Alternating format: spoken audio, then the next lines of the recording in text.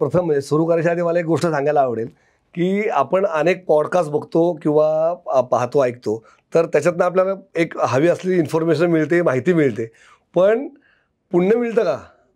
तर पुण्य हा पॉडकास्ट बघूनच मिळेल फक्त. कारण काशीच्या स्कंदपुराणात काशीखंडामध्ये असं सांगितलं आहे की काशीची नुसती स्तुती किंवा माहिती ऐकल्याने सुद्धा पुण्य मिळतं आपल्याला. त्यामुळं ह्या पॉडकास्टचा हेतू फक्त माहिती देण्यापुरता नसून हा प्रत्येक श्रोत्याला, प्रत्येक जो पाहतोय त्या माणसाला अनन्यसाधारण पुण्य मिळणार आहे.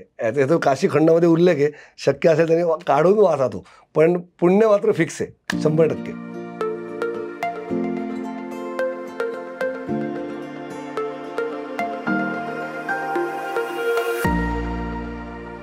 नमस्कार मंडळी, स्मार्ट ट्रॅव्हलर पॉडकास्ट सिरीजमध्ये आपलं परत स्वागत आहे. आज आपण खूप एक वेगळा प्रवास करणार होतो या पॉडकास्टमध्ये. खूप दोन महत्त्वाची शहरं जी भारताच्या आध्यात्मिक इतिहासात त्याला खूप महत्त्व आहे, ती म्हणजे वाराणसी आणि अयोध्या. तर या शहरांचा इतिहास काय आहे, ह्याच्यात मंदिरं कुठली आहेत, तिथे काय बघायचं, अपरिचित ठिकाणं इथली कुठली कुठली आहेत, या सगळ्यांची सफर आज आपण करणार आहोत. आमचे खास पाहुणे आज आहेत श्री हर्षद सप्तर्षी. नमस्कार हर्षद. नमस्कार. हर्षद स्वतः त्याची ट्रॅव्हल कंपनी आहे, टुरिफिक ट्रॅव्हल कंपनी म्हणून, आणि ते इतके वेळा त्या दोन्ही शहरात गेलेले आहेत की ते शहर जेवढं, जसं त्यांना पुणे माहिती आहे तर त्याला मला वाटतं वाराणसी त्या प्रकारे तेवढंच त्यांना चांगलं माहिती असणार आहे. कृपा आहे. तर ते आपल्याला आज करवणार आहेत परिचित आणि अपरिचित स्थळांची एक छान अशी सफर. तर हर्षद, आपण अगदी बेसिक पहिल्यापासून सुरू करू, असं की आता वाराणसी म्हणलं की पहिलं आठवतं लोकांना की काशी विश्वनाथ मंदिर. निश्चितच, कारण ते सर्वात मेजर अट्रॅक्शन आहे ज्यांना वाराणसी बघायचं आहे. तर आपले शंकराची मंदिरं खूप आहेत भारतभर. बरोबर. तर ह्या मंदिराचं असं काय वेगळं महत्व आहे की ते एवढं पॉप्युलर आहे आणि मस्ट विजिट सारखं आहे ते? वा, निश्चितच हे सगळ्यात महत्त्वाचं म्हणजे 12 ज्योतिर्लिंग आहेत, त्यापैकी हे एक आहे विश्वनाथ. पण तरीही हे सर्वश्रेष्ठ ज्योतिर्लिंग मानलं जातं, कारण शंकराचं आवडीचं शहर, म्हणजे याच्यामागे खूप मोठी एक आख्यायिका आहे आध्यात्मिक. मग आता आपण आपल्या ट्रॅव्हलर्सला काशीचं महत्त्व सांगताना हे खूप मोठं लेंदी नको करायला. आपण असं करूयात की शंकरांनी ती विष्णूंकडनं मागून घेतलेली नगरी आहे. विष्णूंनी तिथे अथक हजारो वर्षाची तपश्चर्या करून ती नगरी तिथे त्यांनी मांडली होती छान स्वतःचं. आणि मग शंकरांचं तिथे आगमन झालं, त्यांना तिथे खूप प्रसन्न वाटलं ते आल्यावर. आणि त्याचं पहिलं नाव होतं आनंदवन. काशीचं पहिलं नाव आनंदवन आहे. मग आनंदवनात आल्यानंतर त्यांना आनंद झाला खूप, आणि मग त्यांनी जसं आत्ता आपले भारताचे पंतप्रधान मोदी आहेत तसं काशीचे वाराणसीचे पंतप्रधान शिव स्वतः झाले, आणि अख्ख्या विश्वाचा कारभार ते तिथे बसून चालवतात. त्यामुळं विश्वनाथ हे त्यांचं नाव तिथे आहे, काशीचे विश्वनाथ. मग काशीचे विश्वनाथ, त्या मंदिराचं अजून महत्त्व असं आहे की ते वेळोवेळी तोडलं गेलं, त्याचं नायनाट झाला, त्याचं पाडापाडी, यवनांचं आक्रमण. मग त्यातूनही दरवेळी जशी एखाद्या आध्यात्मिक एखाद्या ऊर्जेच्या स्रोताची मुळं जशी घट्ट असतात तसं ते पुनःस्थापित होत गेलं. आणि आत्ताचं जे मंदिर आहे ते आपल्या राणी अहिल्याबाई होळकरांनी 1777 साली पुनर्निर्मित केलं, आणि ते तेव्हापासून आजपर्यंत तसंच आहे. त्यामुळे विश्वनाथाची म्हणाल तर म्हणजे 12 ज्योतिर्लिंगातलं एक असलं तरी शंकर तिथे बसून साक्षात राज्यकारभार अख्खा चालवतात, आणि तिथं आलेल्या प्रत्येक कृमी, छोटे किडे, कीटक, कुत्री, मांजरी, मनुष्य, जे जीव आहेत त्या प्रत्येक जीवाला मोक्षदायिनी ठरणारी ही काशी विश्वनाथांमुळे असे आहे. त्यामुळे तिथे शंकर मृत्यूपश्चात आपल्याला तारक मंत्र देतात, जो तिथे 5000 वर्षाहून अधिक आधीपासून अग्नी जो पेटलेला आहे तो अजूनही सतत पेटलाच आहे तिथे. आणि तिथे मृत्यू हा एक उत्सव मानला जातो. हे सगळं सगळं कनेक्ट होतं पुन्हा येऊन विश्वनाथापाशी, म्हणून काशीच्या विश्वनाथाला एक अनन्यसाधारण महत्त्व आहे. दर्शको, तुम्हाला त्यांचं पॅशन आता कळलं असेल त्यांच्या या 2 मिनिटाच्या ह्याच्यामध्ये.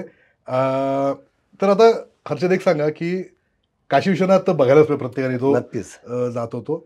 दुसरा एक विषय जो खूप सध्या प्रचलित आहे, जे खूप सध्या इंस्टाग्राम रील्स वगैरे असतात, ते तिथली म्हणजे गंगा आरती. तर एक्झॅक्टली हे आहे काय, म्हणजे गंगा आरती एवढी महत्वाचं काय झालं एकदम?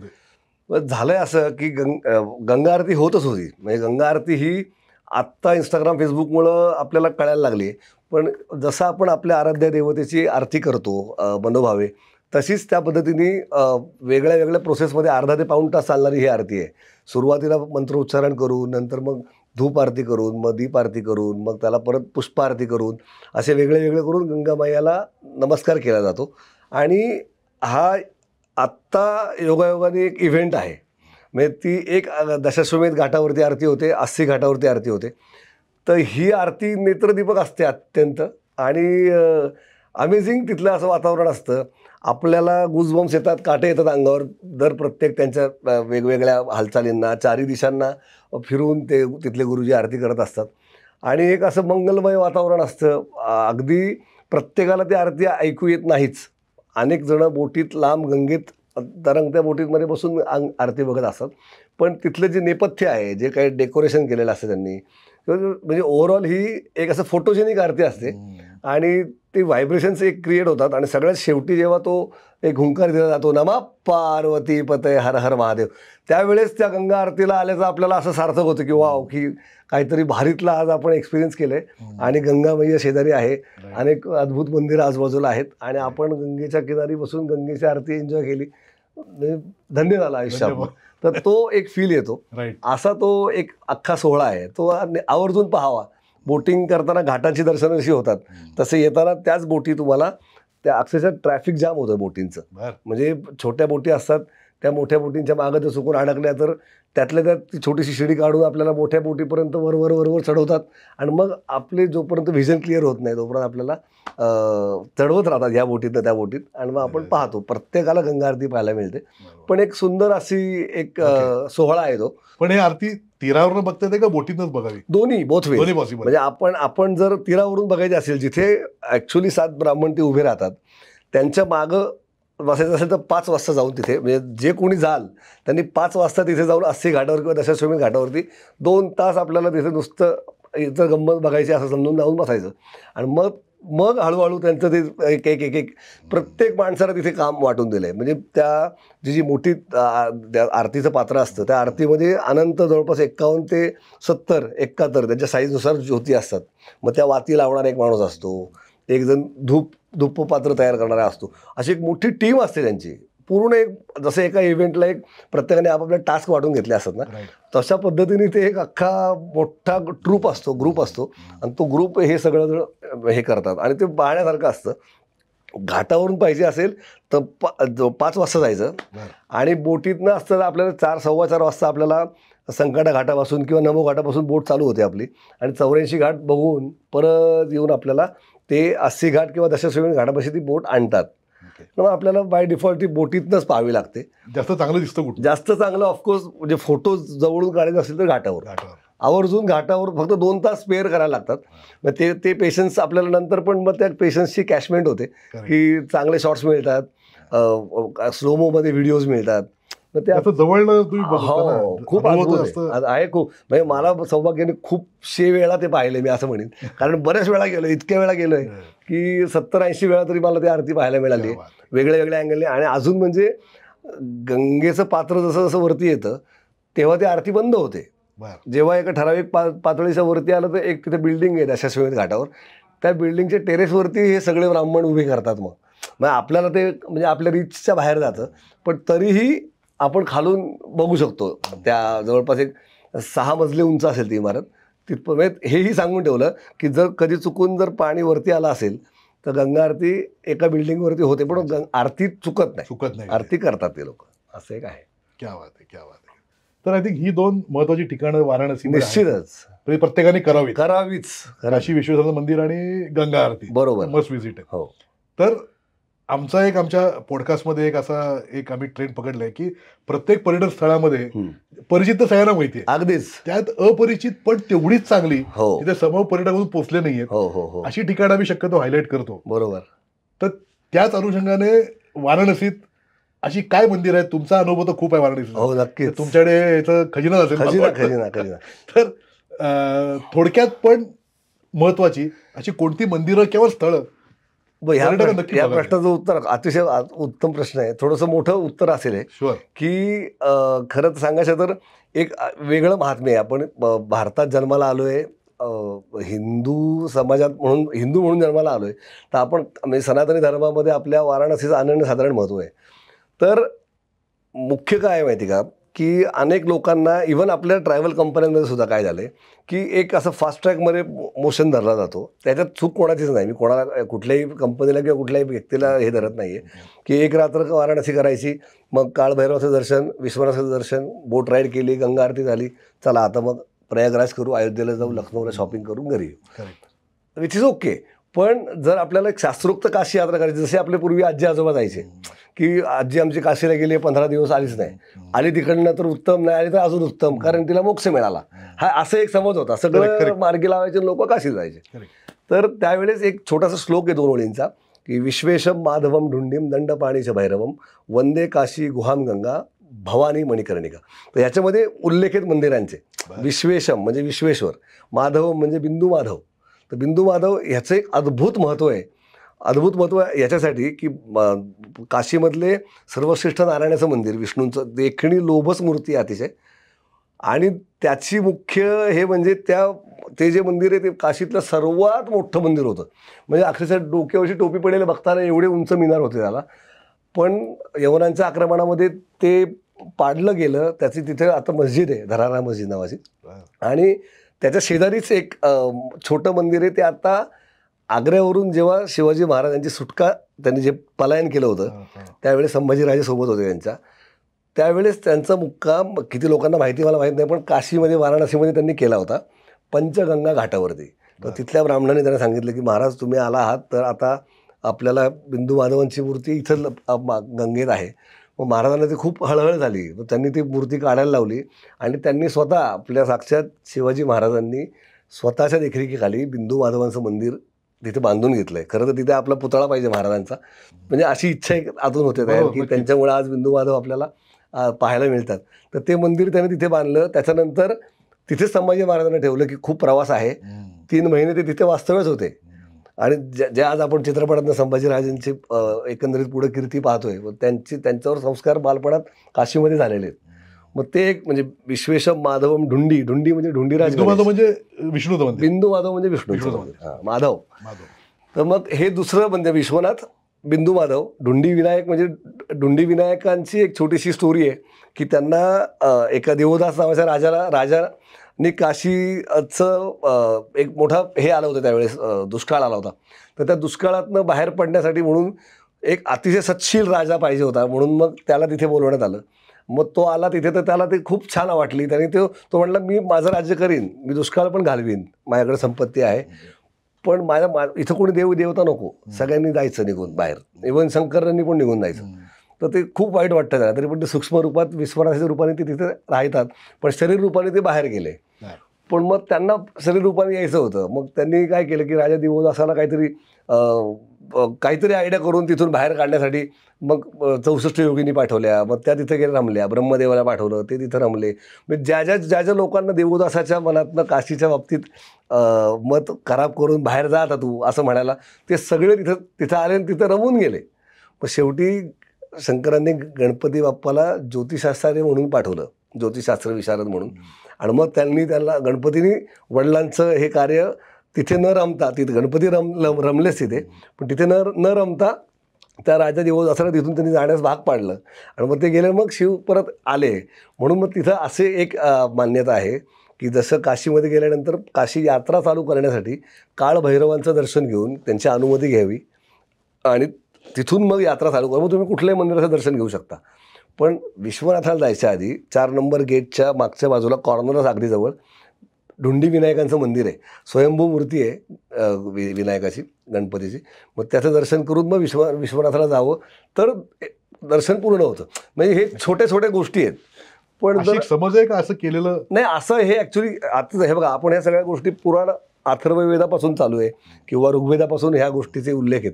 तर मग ज्यांना पुराणाचं नॉलेज आहे, देवाच्या कृपेने मला तशा सगळ्या मंडळींकडनं मार्गदर्शन मिळालं आहे, की जे 35 वर्ष 40 वर्ष अध्ययन करत आहेत, म्हणजे हयात घालवली त्यांनी काशीच्या सगळ्या माहिती गोळा करण्यात, हे काही त्यांना हे नाही, म्हणजे काय म्हणू त्याला आपण, विना अपेक्षा, कुठली अपेक्षा, निरपेक्ष काम केलेली लोक आहेत की काशीचं संग्रह करून ठेवायचा आणि आपल्या पश्चातही ते लोकांपर्यंत पोहोचेल.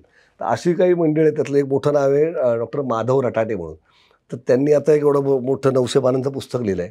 तर ते आत्ता इव्हन परवा त्यांनी मोदीजींना पण ते पुस्तक गिफ्ट केलं आहे. आत्ता मोदीजी 2 तारखेला तिथे होते की बाबा हे मी लिहिलं आहे. तर असे अभ्यासू लोक आहेत, ते माझे गुरु आहेत आत्ता, जे काशी, म्हणजे मी जे आत्ता सांगतोय त्याच्यामध्ये एक टिम्मसुद्धा तीळसुद्धा चुकला नाही पाहिजे, कारण ते खूप मोठ्या विषयाबद्दल बोलतोय. आता आपल्याला कळतच नाही आपण किती मोठ्या विषयाबद्दल बोलतोय, पण एक छान आहे. तर लोक जाताना विश्वनाथांचं दर्शन करावंच, पण विश्वेश्वर, माधव, ढुंडीविनायक, भैरवनाथ, दंडपाणी भैरव, विश्वेश माधवम ढुंडीम दंडपाणीच्या भैरवम.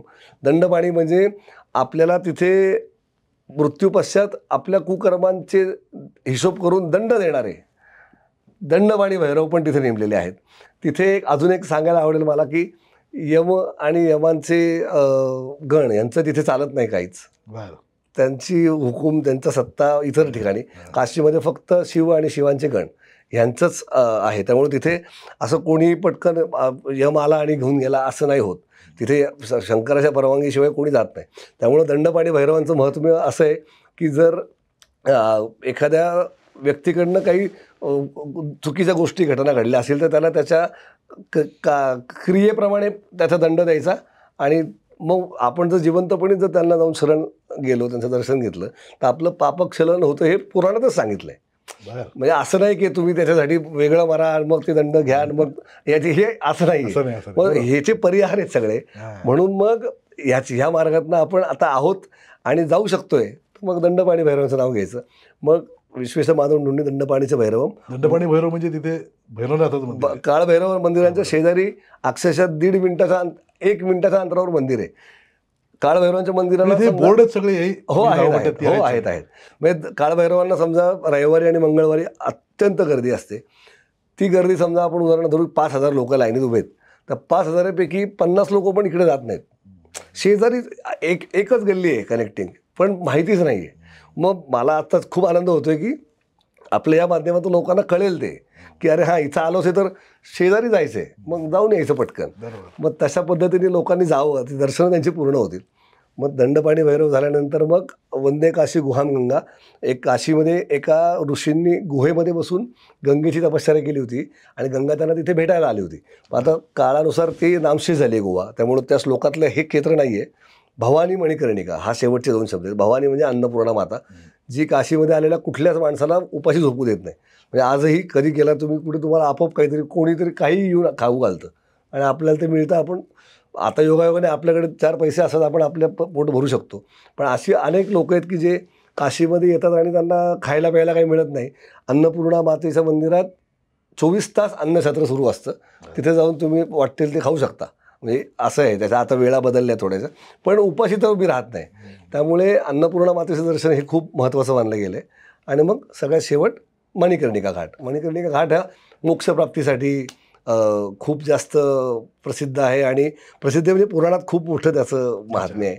म्हणून मणिकर्णिका घाटावर जाऊन तिथं त्याचं महात्म्य असं सांगितलं आहे की जर मणिकर्णिका घाटावर जाऊन तुम्ही एकदा ओम नमः शिवाय म्हणलं तर 10,000 वेळा ओम नमः शिवाय म्हणल्याचं पुण्य मिळतं. हे जर तुम्ही 1 माळ केली तर 10,000 माळ जप केल्याचं पुण्य मिळतं. असंच जर तुम्ही 100 माळा केल्या तर तितके, म्हणजे 10,000 इंटू 10,000 जे तुम्ही म्हणाल ते इंटू 10,000. त्यामुळे मी माझ्याबरोबर जी आत्ता जे काही 500-700 हजार लोक येऊन गेलेत काशीला, त्या प्रत्येकाला मी एअरपोर्टला सांगतो की काशीमध्ये गेल्यानंतर तुम्हाला पुण्य करताना आलं तर हरकत नाही, पण पाप करू नका. कारण एक छोटासा श्लोक आहे, त्याच्यात असं लिहिलं आहे की अन्य क्षेत्रे कृतम पापम तीर्थक्षेत्रे विनश्यती. म्हणजे कुठल्याही तीर्थक्षेत्रावर आपण गेलो की त्याचं नायनाट होतो. तीर्थक्षेत्रावर जर पाप झालं, तीर्थक्षेत्रे कृतम पापम वाराणस्या विनश्यती. मग तीर्थक्षेत्रात कुठं पाप झालं ते वाराणसीमध्ये गेल्यानंतर त्याचा नाश होतो. पण वाराणस्याम कृतम पापम अंतर्गृही विनश्यती. आता वाराणसीमध्ये केलेले पाप जे आहे ते अंतर्गृह नावाचं एक क्षेत्र आहे. ते 5 कोस आहे, कोसात मोजलं गेलं आहे. तर त्या 5 कोस एरियाला अंतर्गृह असं म्हणतात. हे खूप महत्त्वाची माहिती देतोय मी आता, थोडक्यातच सांगतो. तर अंतर्गृह ह्या एरियामध्ये वाराणसीमध्ये जर केलं गेलेलं पाप असेल तर ते अंतर्गृहामध्ये त्याचा नायनाट होतो. पण अंतर्गृह कृतम पापम वज्रलेपे भविष्यती. ते तुमच्या तर मरणोपश्चात पण तुमच्याबरोबर वज्रलेप राहतं. ते पाप धुतलंच जात नाही. म्हणून ते तिथे पाप होऊ नये आपल्या हातनं असं 3 खंडात ते अंतर्गृहाचं हे केलं आहे. त्रिकंटक विराजिता असं सांगितलं आहे. वाराणसीचं शंकराशी प्रिय असल्यामुळे शंकराच्या त्रिशूळावरती उचलून धरलेली अशी त्रिकंटक विराजिता असा उल्लेख आहे. तर काशीचं असं आहे की प्रलयातही तिचा नायनाट होणार नाही, कारण ती शंकराने त्याच्या त्रिशूळावरती धारण केलेली आहे, त्याची त्या आवडीची असल्यामुळे. आणि त्याच्यामध्ये 3 टोकामध्ये एक ओंकार खंड, एक विश्वेश्वर खंड आणि एक केदार खंड असे 3 खंडामध्ये त्याची विभागणी केलेली आहे. मग विश्वेश्वर खंडातली मंदिरं त्याचं वेगळं एक यात्रा असते, अंतर्गृही यात्रा म्हणतात त्याला. जे लोक तिथे राहतात बरेच दिवस ते लोक हे सगळ्या गोष्टीचा आनंद घेऊ शकतात.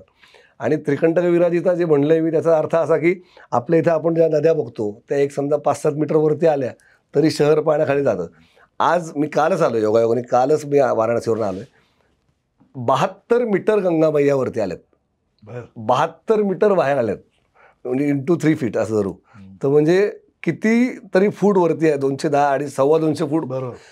तरी पण गंगेच्या घाटातनं उतरणाऱ्या ज्या पायऱ्या आहेत त्यातल्या कमी 25-30 पायऱ्या अजून वरती रिकाम्याच आहेत.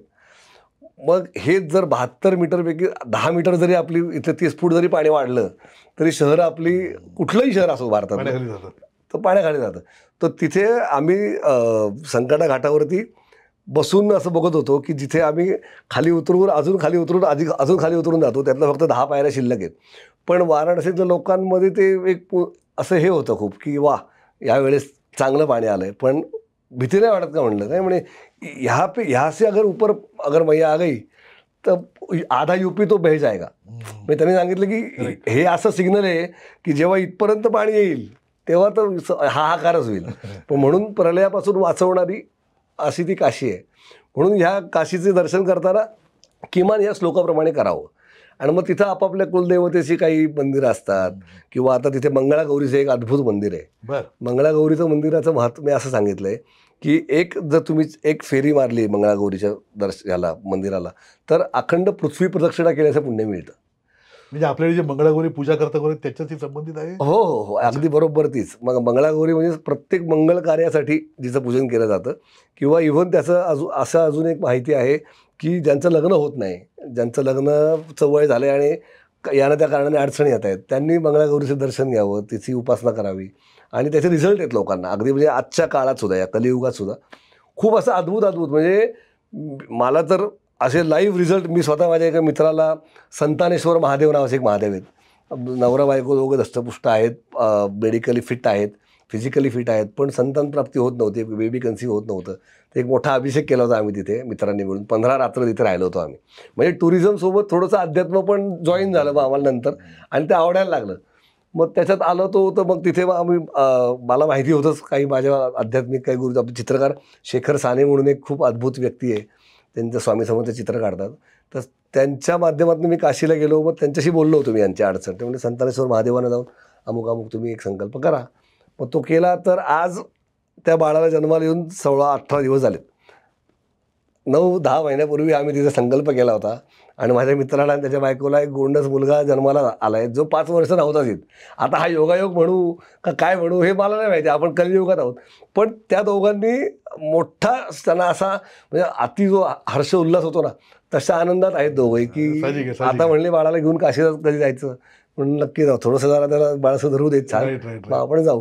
म्हणजे हे काय नाव काय मंदिराचं? संतानेश्वर महादेव. असंच नाव आहे, संतानेश्वरच महादेव आहेत. म्हणजे ज्यांना संतान प्राप्ती होत नाही, म्हणजे अशा तुम्हाला गंमत सांगतो. म्हणजे अनेक लोकांना आपण टुरिझमबद्दल बोलतोय, मी जास्त खरं नाही सांगितलं पाहिजे कारण सांगतोय का तर लोकांना माहिती झालं पाहिजे. ज्वर हरेश्वर, खूप ताप आला आहे, ताप जातच नाही आहे, तर ज्वर हरेश्वराचं एक मंदिर आहे. ज्वर हरेश्वर, दुःख हरेश्वर, अग्नेश्वर. अग्नेश्वर म्हणजे आगीची भीती वाटते काही लोकांना किंवा जठराग्नी मंदावतो, त्या लोकांनी अग्नेश्वराला नमस्कार करायचा की जेन्युइन रिझल्ट आहेत. म्हणजे तिथं ऊर्जाच अशी आहे ना अद्भुत की आपल्याला त्याचे रिझल्ट येतात. इव्हन तुम्हाला सांगतो की वीज पडलेल्या आवाजाची पण भीती आहे अनेक लोकांना. वीज पडली की डचकून माणूस फोबियामध्ये जातो, त्याच्यासाठी सुद्धा एक महादेव आहे तिथे की तुम्ही त्यांच्यासाठी तिथे त्यांना नमस्कार करा. असे एक अशी अद्भुत शिवलिंग आहेत. तर जर तिथे 2 रात्र राहण्यापेक्षा 3 किंवा 4 रात्र राहिलात आणि एक चांगला अनुभवी माणूस सोबत असेल किंवा एखादा चांगला, हे आता योगायोगाने मागच्या जन्मीचं माझं काहीतरी नक्कीच नातं असणार आहे की 5 फूट रुंदीच्या 1,500-2 हजार गल्ल्या आहेत तिथे. त्या गल्ल्यामध्ये एखाद्याला सोडलं तर म्हणजे हरवूनच जाईल. पण मला तो काय माहिती कसं काय, पहिल्यांदा गेलो तेव्हापासूनच त्या गल्ल्या पाठ असल्यासारखं मी फिरतो, चुकत नाही. मग बरेच ग्रुपला मला घेऊन जाता येतं. मग ते तिथे एक आहे की त्या गल्ल्यांमध्ये फिरण्याचं सुद्धा एक अनन्यसाधारण, म्हणजे मी वाचलं होतं जेव्हा काशी खंडामध्ये स्कंदपुराणामध्ये 86 नंबरच्या अध्यायामध्ये 65वा श्लोक आहे काहीतरी, की नुसतं चालण्याने, काशीच्या गल्ल्यांमध्ये नुसतं चालण्याने अनेक अश्वमेध यज्ञ केल्याचं पुण्य मिळतं आपल्याला. का तर तिथे अद्भुत शिवलिंग आहेत जमिनीमध्ये, आजूबाजूला कुठे कुठे आपल्याला ज्ञात अज्ञात नकळत आपल्याकडनं प्रदक्षिणा होते. त्यामुळं लोक काय करतात, येतात, एक दर्शन घेतलं की गाडीत बसून दुसरीकडे जातात. तर मी म्हणेन की थोडा वेळ काढून त्या गल्ल्यांमध्ये फिरा, तिथे तिथली गंमत बघा, तिथलं लोकांचं जी काय ब्युटी आहे, की लोक कशी राहतात. आपण विचार करतो की इथल्या आजींना काही झालं तर ॲम्ब्युलन्स, कारण गाडी येत नाही, सायकल रिक्षा पण जात नाही. अक्षरशः काही गल्ल्या अशा आहेत की या शोल्डर लेवलमध्ये सुद्धा आपल्याला असं करून जावं लागतं, इतक्या टायनी लेन्स आहेत. मग इथं तरी पण वरती घरं आहेत, तिथं कोपऱ्यात गाडी लावलेली असते त्या माणसाची 2 व्हीलर. मग कसे जात असतील ॲम्ब्युलन्स, मग काय झालं तर काय करत असतील. पण मी इतक्या वेळा गेलो, कधी ना कधी मला तिथे आजारी पडलेली आजी दिसली ना, कधी मेडिकल इमर्जन्सी दिसली, कशी तरी काहीतरी होत असेल किंवा ते आधीच बहुतेक बाहेर जात असतील. पण अमेझिंग आहे ते खूप. हे शहर आपल्या इथे आहे, भारतात आहे, आणि लोक अशी प्रॅक्टिकली राहत आहेत इथे. हे बघून आलं की म्हणून मध्ये आपण रील्समध्ये बघतो की काशी आपल्याला जगायला शिकवते, आपल्या आतली काशी सापडते आपल्याला तिथे जाऊन. तो प्रश्न एवढे पडतात की आपल्याला असलेले प्रश्न विसरून जातो आपण, की आपली जी काही दुःख आहेत किंवा आपल्याला काही त्रास आहे, कुठे जॉबचा त्रास आहे, बॉस त्रास देतोय, तिथे गेलं की आपण सगळं वेगळ्याच ट्रान्समध्ये जातो, वेगळ्या झोनमध्ये जातो. ॲब्सोल्युटली.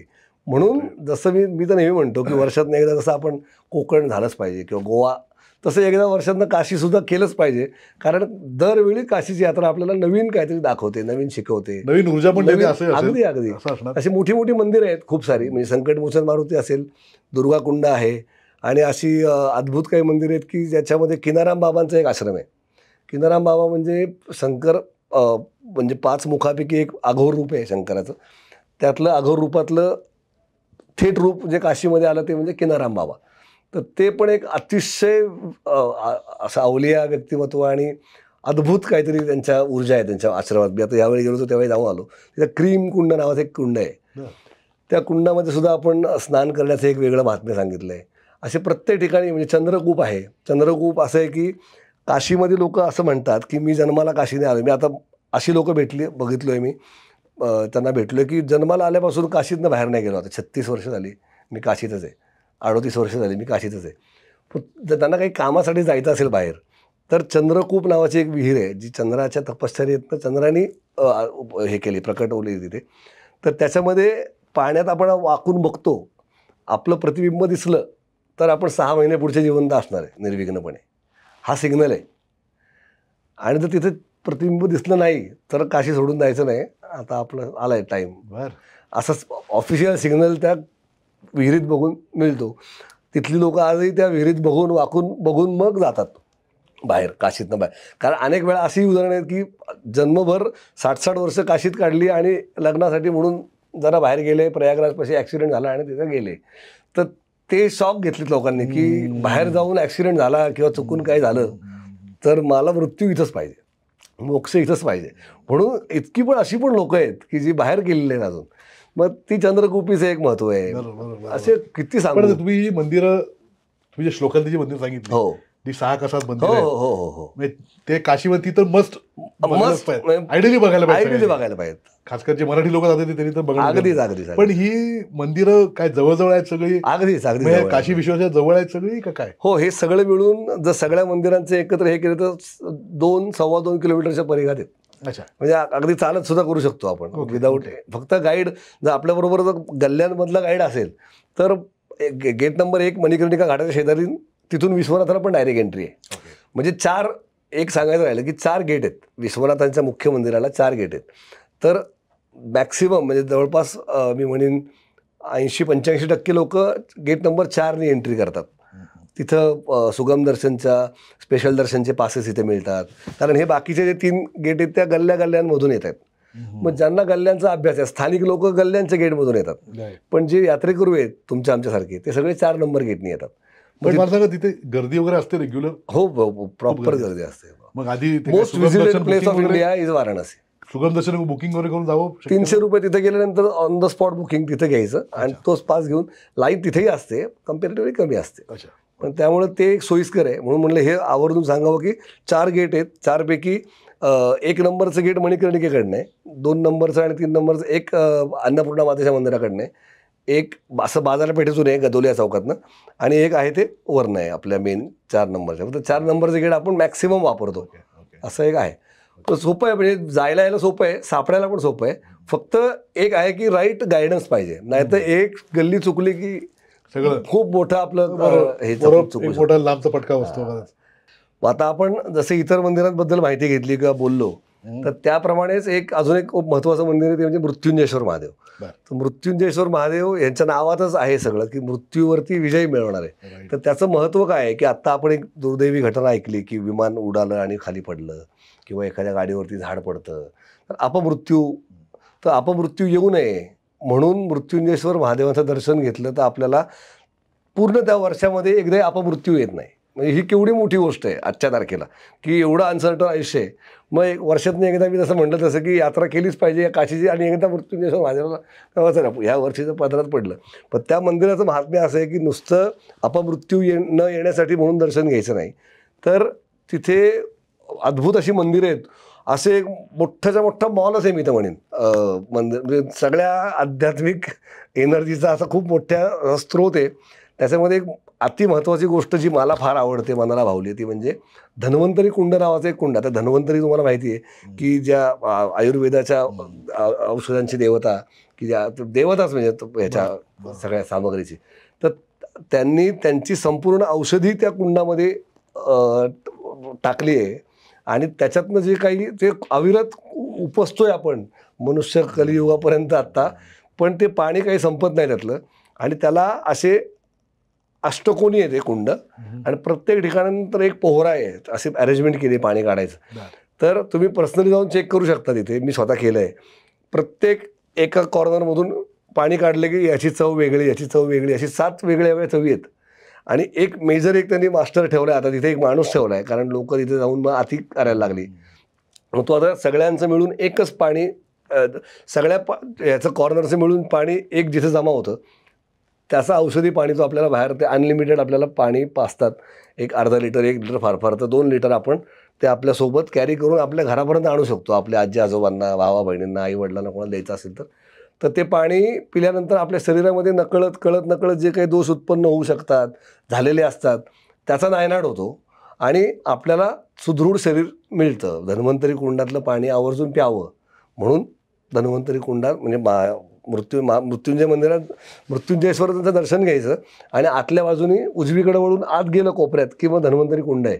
बाहेर कळत नाही धन्वंतरी कुंड कुठे आहे, कळत नाही. आत गेल्यानंतर एक मोठा असा एक पोर्च आहे, त्या पोर्चमधनं आत उजवीकडे वळून आत जायचं. तिथे विचारायचं की इथंच धन्वंतरी कुंड आहे का, कारण अनेक लोक तिथे जातात आणि मृत्युंजयेश्वराचं दर्शन घेऊन परत माघारी येतात. म्हणजे 70 ते 75% लोक पोहोचतच नाही तिथं. पण असं काय बोर्ड बीड लागलेलं तिथे नाही? बोर्ड बीड काही नाही, पण लोकांना माहिती असतं, सगळ्यांना माहिती असतं. लोक रोज सकाळी उंजळभर पाणी पिऊन दिवसाची सुरुवात करतात तिथे, जे अगदी जवळ असतात ते. तर आपल्याला तिथे असं लिहिलं की धन्वंतरी खूप आतमध्ये आहे म्हणून मी मुद्दामून सांगितलं. ह्या आत्ताच्या आपल्या चर्चेचा खूप लोकांना फायदा होणार आहे. मृत्युंजयेश्वर मंदिर किती लांब आहे? मेन काशी विश्वेश्वरापासून काशी विश्वेश्वर ह्याच्या मध्यभागात आहेत. उत्तरेच्या दिशेला विश्वेश्वरापासून फार तर 1.25 किलोमीटर आहे. फार नाही, म्हणजे अजिबात काय, 15 मिनिटं, अगदीच काहीच नाही. ते ओंकार खंडात येतं, हे विश्वेश्वर खंडात येतं विश्वनाथ, आणि गौर केदारेश्वरचं मंदिर केदार खंडात येतं. असे 3 मुख्य मंदिरं आहेत, जी मगाशी म्हणतात तसं की त्या 3 खंडातली 3 मुख्य मंदिरं अशी. तर अशी खूप सारी आहेत. म्हणजे दत्त संप्रदायातल्या लोकांसाठी एक मंदिर आहे की जिथे नरसिंह सरस्वतींनी दीक्षा घेतली. जे लोक दत्तभक्त असतील, की ज्यांना स्वामी समर्थ, दत्तगुरू, शंकर महाराज ह्या दत्त संप्रदायातल्या लोकांची जिथे ज्यांची परंपरा आहे, जे त्यांची उपासना आहे, त्यांनी तिथे जावं. म्हणजे नारद घाट नावाचा एक घाट आहे, मी आत्ता तिथे जाऊन आलो. तर तिथे मुख्य मंदिराच्या अगदी खालीच एक छोटाशी पट्टी आहे, तिथून लाकडाची पट्टी बाजूला करून खड्ड्यात खाली उतरून तिथं ध्यान मंदिर आहे. बर. तिथे 12-12 तास 18-18 तास ध्यान करून मोठमोठ्या महंतांनी तिथे दीक्षा मिळवली आहे आणि तिथून त्यांचा प्रवास चालू केला. त्यांनी दत्त संप्रदायाचा प्रचार प्रसार त्यांनी केला. तर मराठी लोक आहेत तिथे सगळे. हे फार. आणि अजून एक अति महत्त्वाची गोष्ट सांगायला आवडेल मला, की काशी, वाराणसी, बनारस हे एकाच शहराची नावं आहेत. ह्या सगळ्याच्या संवर्धनासाठी आपले जे मराठा एम्परर्स होते, मराठी राजे होते, पेशवे होते, नाशिकचे भोसला घराणे होते, अहिल्याबाई होळकर होत्या, यांनी अनन्यसाधारण योगदान दिलं आहे. म्हणजे हे पण खूप कमी लोकांपर्यंत गेले दुर्दैवाने, की मराठी राजवटीच्या लोकांनी तिथे किती मोठं योगदान केलं असेल, की तिथल्या मंदिरांची जी जीर्णोद्धार आहे, तसं आम्ही सुरुवातीला अगदी सांगितलं की अहिल्याबाईंनी ते अशी फक्त विश्वनाथाची नाही तर बरीच सारी जी मंदिरं होती जी यवनांच्या आक्रमणामध्ये नायनाट झाली होती, त्यांचं पुनरुज्जीवन केलं आहे. घाटांची सुशोभीकरण, किंवा प्रत्येक राज्यातल्या एका राजाने तिथे आपल्या प्रजेसाठी किंवा आपल्या आलेल्या लोकांसाठी व्यवस्था असावी राहायची गंगेच्या तीरावर, तिथं त्यांना पुण्य मिळावं, तिथं त्यांची तीर्थश्राद्ध व्हावीत, यासाठी हे सगळं त्या लोकांनी करून ठेवलं आहे. धर्मशाळा बांधलेत. हां, म्हणजे स्वतःचे घाट बांधलेत, असे मेहेलसारखे आहेत. मग त्या महालांमध्ये लोक राहतात. अजूनही तिथे आता काही दुर्दैवाने नाही म्हणता येणार, पण काही घाटांचं 5 स्टार हॉटेलमध्ये रूपांतरीकरण होते. ताज आलं आहे आता गणेश घाटाच्या, राम घाटाच्या मध्ये ताज हॉटेल आता येथे काम मी परवा पाहून आलो. मोठं काम चाललं आहे. तर त्यांचं ट्रान्सपोर्टेशन सगळं आता बोटीतनं होणार आहे. म्हणजे 5 स्टार प्रिफर करणाऱ्या लोकांसाठी ही एक पर्वणी आहे, की त्यांना आता तिथे ताजमध्ये गंगेच्या किनाऱ्यावरती राहायला मिळणार आहे, रामघाट आणि गणेश घाटच्या मध्ये. मग तो एक प्रकार आहे. आणि अजून एक सांगायचं राहिलं की गंगेच्या घाटांवरती ज्या ज्या गोष्टी होतात, म्हणजे एखादा माणूस म्हणतो गंगेला जायचं आणि मग काय करायचं गंगेला जाऊन, मला काही माहिती नाही आहे. इट्स ओके, तुला माहिती नाही ना, पण तिथे सकाळच्या प्रहरापासून रात्रीपर्यंत काय काय होतं ते 1-2 मिनिटात सांगतो. की अगदी सकाळी 80 घाटावरती सुबह हे बनारस नावाचा एक कार्यक्रम असतो. सुबह हे बनारस म्हणजे त्या नावातच की बनारस की सुबह. मग त्याच्यामध्ये खूप छान छान वाद्यवादक असतात. कोणी सतारवादक, कोणी संतूरवादन, तबलावादक, त्यांची मैफिल असते एक साईडला. आणि सूर्योदय जस्ट होत असतो. हे 4:30-5 वाजता जायचं तिथे. अद्भुत असतं सगळं. तर पक्षी उडत असतात, संथ हळूहळू मग कुठं बासरीवाला एक बासरी वाजवत असतो आणि सगळं लाईव्ह चालू असतं. त्याचं एक तिकीट आहे, कार्यक्रम आहे, एक इव्हेंटच येतो. सुबह बनारस नावाने आता एक ऑफिशियल इव्हेंट, त्याचं तिकीट काढून तिथे जाऊन बसायचं. मग तिथे त्या दिवशी लाईव्ह परफॉर्मन्स कोणाचा आहे ते कळतं आपल्याला. मग आपण गंगेच्या तीरावर बसून तो परफॉर्मन्स ऐकत असतो. मग त्याच्यानंतर बोट राईड करतो आपण, तिथे बोटवाले असतातच. हे सगळं of course add on paid services घ्यायला लागतात.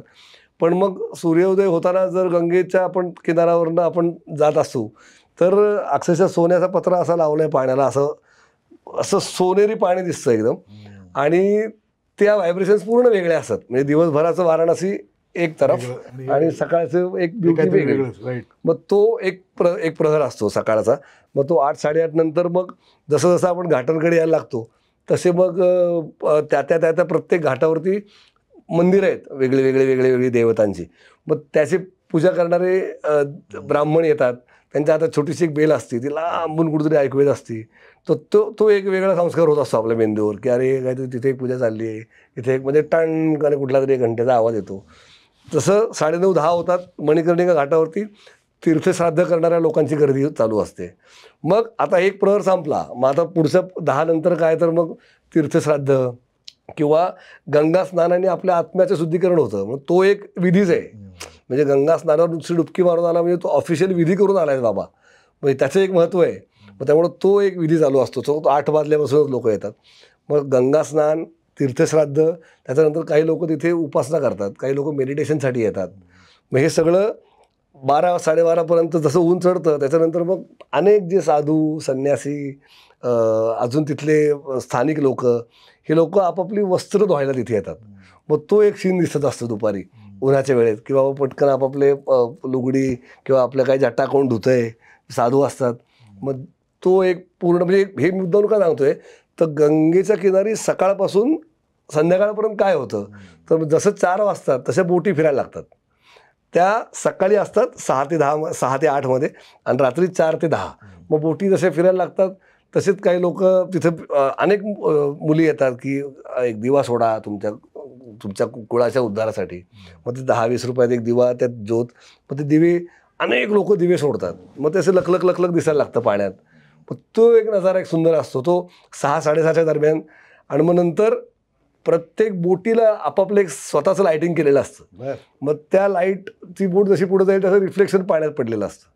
मग तो एक ऑल टुगेदर वेगळी ब्युटी ॲड करतो ते लाईटिंग. मग कोणाचा निळा लाईट, कोणाचा लाल लाईट, कोणाचा पिवळा लाईट. हे म्हणजे गंगा मैया ही पहाटेपासून दुसऱ्या दिवशी पहाटेपर्यंत हे देतच असते आपल्याला काहीतरी रूप. म्हणजे तेच वाराणसीमध्ये काशी विश्वेश्वराबरोबर हो. गंगा पण मेजर अट्रॅक्शन आहे. अगदीच दोन्ही तेवढंच चांगलं खूप वेगळ्या वेगळ्या रूपात दिसतात. अगदी फक्त एक आहे की तुमची नजर तशी डेव्हलप पाहिजे. मग आता अनेक वेळा असं होतं की आता मध्यंतरी नजर ठेवायला वेळ पाहिजे तुम्हाला, वेळ पाहिजे. म्हणजे वाराणसी तुम्हाला मिनिमम 3 रात्र मुक्काम तरी करायला पाहिजे, 2 रात्र कमीत कमी. नाही, त्रिरात्र निवास हा हे सुद्धा पुन्हा एकदा सांगतो, अभ्यास केलाय म्हणून. मी काय फार मोठा कोणी ज्योतिषी किंवा योगी नाही, पण 3 रात्रीचा जो स्टे आहे तो पुराणानुसार तुम्हाला पुण्यप्राप्ती आणि मोक्षप्राप्तीसाठी फलदायी सांगितलं आहे. मग काशीखंडातच लिहिलेलं आहे की 3 रात्र तिथे तुम्ही मनोभावे आणि शुद्ध आचाराने तिथे निवास केलात तर you are good to go. म्हणजे ओके, तुमचं सगळं छान होऊन जाईल, पण मिनिमम 3 रात्र तुम्ही तिथे राहावं असं आहे. आणि बाकी मग खाद्य संस्कृती किंवा वस्त्र संस्कृती हा एक वेगळा चॅप्टर आहेच आहे तिथला. म्हणजे काय काय त्याच्या अगोदर आपण तर पण आता देवळं झाली, आपण खूप फिरलो, भूक कोणाली लागते. एक्झॅक्टली. तर इथली खाद्यसंस्कृती तर फेमसच आहे. अगदीच. तर कुठे खावं आणि काय खावं? हा, तर 2 चाट भांडार आहे तिथे फेमस. एक आहे ते दीना चाट भांडार, हे सर्वात जुनं आहे. आणि त्याच्यानंतर कसं झालं आहे, जसं एका ढोल लेझिम पथकातनं दुसरा तयार होतो, दुसरं काढतो, मग त्याच्यातनं तिसरं, तसं ते एकच होते पूर्वी सगळे हे. मग त्यांचे चुलत भाऊ, मग त्यांचे आत्ते भाऊ, असे करत करत आता काशी चाट भांडार नावाचं एक चाट भांडार आहे. तर काशी चाट भांडार हे इंस्टाग्राम आणि ओव्हरऑल फेसबुक सोशल मीडियामुळं खूप जास्त फेमस झालं आहे. तिथेही सुंदरच आहे. म्हणजे ते हे थोडंसं सुपिरियर आणि हे इन्फिरियर असं नाही आहे, दोन्हीकडे जवळपास ते चव सेम आहे. फक्त दीना चाट भांडारला बसायची व्यवस्था जरा चांगली आहे. काशी चाट भांडार अगदी रोडला वाहता असल्यामुळे असं खूप निसरड झालेलं असतं, ते चाट सांडलेलं असतं, आपण गुळगुळीत फरशी असते. तसंच दिनाला त्यातल्या त्यात जरा बरं आहे. ते 2 आहेत त्यांचे, एक बाजारपेठेमध्ये आतमध्ये आणि एक आहे ते तुमच्या लक्सा रोडला, म्हणजे गिरिजाघर नावाचा एक एरिया आहे, जिथं आता मोठं काम चाललं आहे रोपवेचं. तेही कोणाला माहिती नाही आहे की रोपवे आता तिथे येऊ घालतोय. येत्या काही दिवसामध्ये खूप ट्रॅफिक, अगदी खूप एक्स्ट्रीम, तुम्हाला म्हणलं तसं की most visited place of India is Varanasi. मग त्याच्यामुळे तिथं जे काही पॉसिबल वेज आहेत ट्रान्सपोर्टचे ते आता ॲड होत आहेत.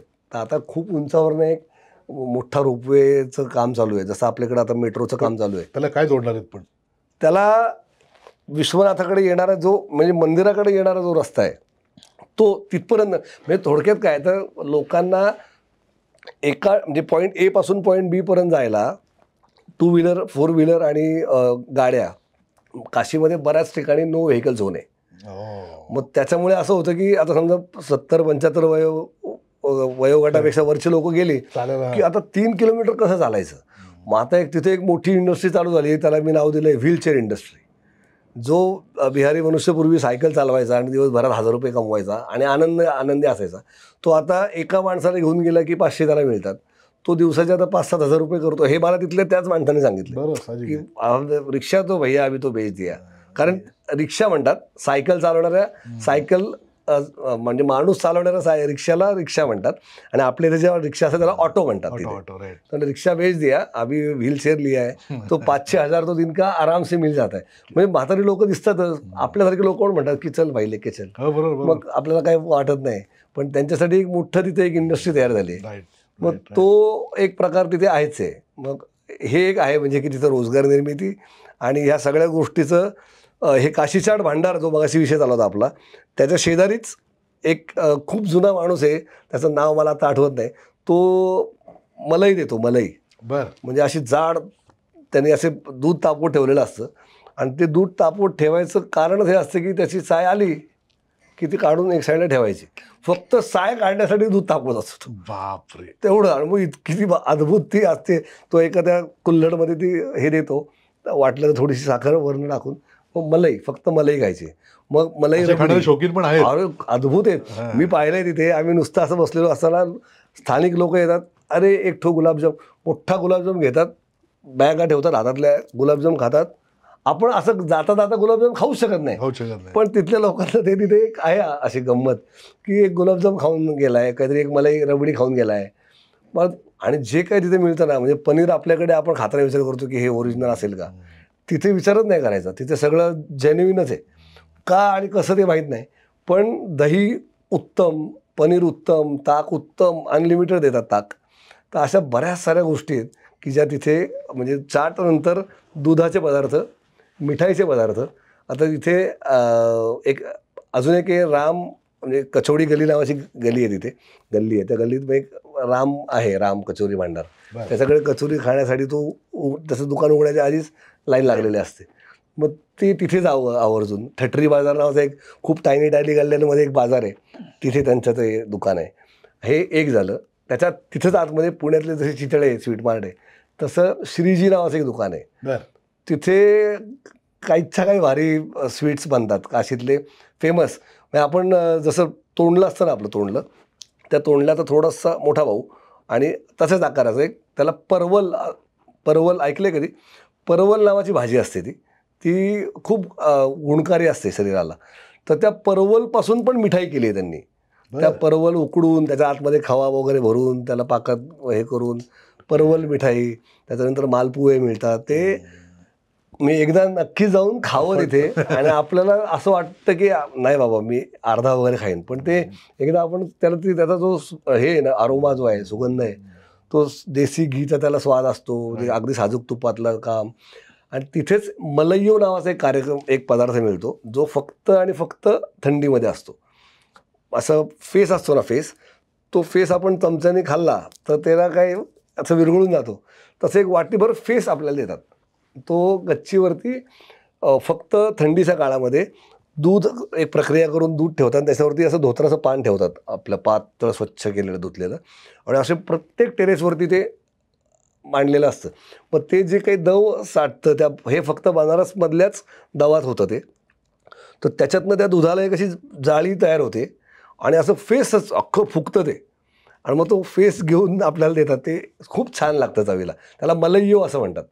तर नोव्हेंबर ते फेब्रुवारीपर्यंत जाणाऱ्या प्रत्येक पर्यटकाने मलईयो मागा, जिथे कुठे जाल अनेक ठिकाणी मिळतं, तर मलईयो आवर्जून खायचं तिथे गेल्यानंतर. म्हणजे ह्या काही टिप्स आहेत की ज्या गरजेच्या आहेत. नक्की की. आणि आम्ही नेहमीच म्हणतो की आम्ही नेहमी या पॉडकास्टमध्ये हा विषय काढतो की तुम्ही ज्या शहरात चाललंय तिथलं लोकल, ठीक आहे, भारतीय तुम्हाला पाहिजे, पण लोकल खाणं ही तिथलंच महत्वाचं आहे. 100% महत्वाचं आहे. कारण त्याही तुम्हाला त्या शहराचं फीलच येत. अगदीच. तिथला सामोसा सुद्धा वेगळा असतो, कचोरी वेगळी असते, पुरी सब्जी नावाची एक डिश असते तिथे. एक आहे की वाराणसीला, इव्हन अयोध्याला, प्रयागराजला स्वतःची डिश अशी नाही. म्हणजे खाद्य संस्कृतीमध्ये आपण कसं म्हणतो की वडापाव मुंबईचा, अमुक पुण्याचं, मोदक कोकणातला, हे जे आपल्याला स्पेसिफिक जिओग्राफिकल आयडेंटिफिकेशन, तसं ह्या भागाला काही स्वतःचं फूड नाही आहे. पण मग इथं जे लोक खातात, इथं मी तर अगदी असं, म्हणजे आता एक I can make a statement की इथं स्वतःचं डिश जरी नसली तरी प्रत्येक वेळेचा एक नाश्ता इथे. म्हणजे सकाळी एकदम तुम्ही सकाळी असाल तर मग कचोरी आणि जिलेबी, थोडंसं दुपारी तुम्ही मग पुरी सब्जी, त्याच्यानंतर थोडंसा पुढे आला 4 ते 6 मध्ये मग तुम्ही चाट आयटम खाऊ शकता. म्हणजे तिथल्या लोकांच्या खरं उठायच्या वेळा पण वेगळ्या आहेत. कोणी 2 वाजेपर्यंत जागा असतो, कोणी आरत्या करून येतात, कोणी रिक्षावाले असतात. असे प्रत्येकाचं एक कार्यभाग आहे, प्रत्येकाचं टास्क आहेत. एक्स्ट्रीम ट्रॅव्हलर्स म्हणजे टुरिझम अगदी अतिटोकाचा असल्यामुळे प्रत्येक व्यक्तीला आपापली टास्क एक वेळ आहे. एअरपोर्ट पिकअप, पुण्यातली फ्लाईट तर 2:30 वाजता पोहोचते तिथे, 2-2:30. मग तिथून माणूस आपल्याला ड्रॉप करतो. मग आपण आपल्या रूममध्ये सेटल होईपर्यंत 3:30-4 वाजतात. त्याला घरी जाईपर्यंत त्यालाही 4 वाजतात. मग तो 4ला झोपलेला माणूस तो 2 वाजता उठतो. मग 2 वाजता उठल्यानंतर मग तो जो बाहेर पडला तर त्याला त्यावेळेस तर त्याचा एक डिश असते. मग अशा पद्धतीने तिथे ते मी तर म्हणेन की 24 तास स्नॅक्स ब्रेकफास्ट. राईट. आणि ह्या सगळ्याचा पूर्णविराम म्हणजे शेवट लागतो ते बनारसी पाननी. ते तर मी त्याने येणार होतो. तो पण एक हायलाईट आहे. म्हणजे मेजर हायलाईट आहे. पण ते असं स्पेसिफिक कुठले पानवाले आहेत का तुम्ही जनरल? हो, नाही स्पेसिफिक पानवाले आहेतच खरं तर. काही वेगळं सांगायला लागतं की असं पान द्या किंवा नाही असं नाही काही? नाही, त्याच्यामध्ये कसं आहे म्हणजे आत्तापर्यंत मी जो अनुभव घेतलाय की जे नावाजले गेलेले पानवाले आहेत, जे म्हणजे पादचारी मार्गावरती जे आहेत की ज्यांना या आमच्याकडून पान खा असं म्हणायला लागत नाही, म्हणजे गर्दी इतकी असते की ते दमून जातात पान म्हणून. तर शक्यतो तिथं पान न खाल्लेलं बरं, कारण ते आपलं पटपट पटपट धावत्या हाताने काम करत असतात. थोड्याशा कमी गर्दीच्या ठिकाणी जो पानवाला आपल्याला दिसतो तर त्याच्याशी आपण गप्पा मारू शकतो. म्हणजे मला असं म्हणायचं की बनारसमध्ये किंवा ह्याच्यात वाराणसीमध्ये गेल्यानंतर 2 शब्द तिथल्या लोकांशी आपण बोललो ना की त्यांच्यातला तो बुद्धिवादी माणूस दिसतो आपल्याला, की काय अद्भुत माणूस आहे हा. म्हणजे कोणीही असं एखादा असतो तो आपल्याला काहीतरी शिकवून जातो, काहीतरीच भारी भारी शिकवतात लोक. म्हणजे काशी का हर कंकर है शंकर विंकर, हे असे काही काही डायलॉग आहेत की कंकर कंकर मेरा शंकर, लहर लहर अविनाशी हूँ, मैं जीवन हूँ, मैं मृत्यू हूँ, मैं मोक्ष भी हूँ, मैं काशी हूँ. हे वाक्य मला तिथल्या एका स्थानिक माणसाने सांगितलं. तर मी त्याच्याकडे बघत बसलो, म्हणलं काय आहे, तर तो म्हणला हे असंच आहे. म्हणजे ते इतके सहज आहेत ते लोक. असे पानवाले आपल्याला दुकानदार भेटतात, मग त्यांच्याकडनं आपल्याला ह्या सगळ्या गोष्टी शिकायला मिळतात आणि मग ते सांगतात की हे काय आहे, हे मी लावतो हे काय आहे. मग हे आपल्याला त्या पानाची मज्जा येते जास्त. आपल्याला वाटतं की हा चव तर काय फारशी एवढी हे नाहीये, वेगळी नाही, पण त्या पानाला एक वेगळं महात्म्य काय आहे सांगू का. बनारसी पान महत्वाचं आहे, किंवा आपण खायके पान बनारसवाला गाणं ऐकलेलं आहे, पण मघई पान तुम्ही खाल्लंय का कधी? इथे एखाद्या समारंभानंतर आपल्याला छोटीशी एक पानाची जोडी मिळते, ती विरघळून जातात. तर मघई ह्या पानाचं ओरिजिन आहे मगध. मगध देश म्हणजे कुठला, तर बिहार. बिहारमधून आलेलं पान जे आपण सर्वजण इथं खातो, तेच पान जेव्हा बनारसमध्ये ट्रान्सपोर्ट होतं तिथल्या वातावरणाचा त्या पानावर प्रभाव होतो. तो हिरवं असलेलं पान पांढरं फटक पडतं. That is beauty of Banaras, weather of Banaras. आणि त्या पानात त्याचं ट्रान्सफॉर्मेशन होतं, त्याचे न्यूट्रिशनल व्हॅल्यूज पण वाढतात, डेव्हलप होतात, आणि म्हणून बनारसी पानाला महत्त्व आहे. हे कोणालाच माहिती नाही. बनारस पान ही चवीसाठी नाही खात, त्याच्या त्या गुणधर्मासाठी खातात. मग ते पान जे हिरवं हिरवं असतं ते इथं आल्यानंतर वातावरणानंतर पांढरं पांढरं पडायला लागतं. मग त्याला थोडासा कात, थोडीशी सुपारी आणि बाकीची व्यंजनं लावून, आता आपल्या इथं जसं रंगीत करतात पान, रंजित, की त्याला रंग लावा अजून, मग तसं तिथेही करतात. आता म्हणजे आता लोकांच्या अपेक्षेपोटी करावं लागतंय त्यांना, की खूप सारा गुलकंद, खूप सुगंधित त्याला केमिकल टाकायचे. पण ओरिजिनल जे बनारस पान आहे ना, ते डायजेशनसाठी जे आपण इथं खातो ते आपल्या इथलं पान पण तितकंच महत्त्वाचं. पण बनारस पानाचं फक्त काच, सुपारी आणि ते गुंजपाला वगैरे करून साधं मिठा पान म्हणतात त्याला मिठा पान द्या. अहो इतकं सुंदर लागतं ना ते पान, आपल्याला असं त्याचा वास येत राहतो नंतर. त्या जे पान वापरलंय त्याला महत्व आहे. बनारसी पान जे आपण म्हणतो की अरे बनारस में गया पान नाही खायचो, पान खाऊन तुकडे यायला काय नाही, हे पण माहिती असणं गरजेचं आहे. तर म्हणजे तुम्ही आता वाराणसीबद्दल जे काय ऐकलं ते खूप वेगळं आणि तुम्हाला चकित करणार नक्की असेल ते, आणि ते म्हणल्यामुळे तुम्हाला हे ऐकून नक्कीच पुण्य प्राप्त होईल. आता विषय राहतोय अयोध्या, तर ते एका एपिसोडमध्ये घेणं दोन्ही शक्यच नाही आहे. तर अयोध्येबद्दल आपण बोलू पुढच्या एपिसोडमध्ये. तर पुढचा एपिसोड नक्की बघा, आणि सर्वात महत्त्वाचं आमचा हा आत्ताचा एपिसोड नक्की लाईक आणि सबस्क्राईब 100% करा. धन्यवाद.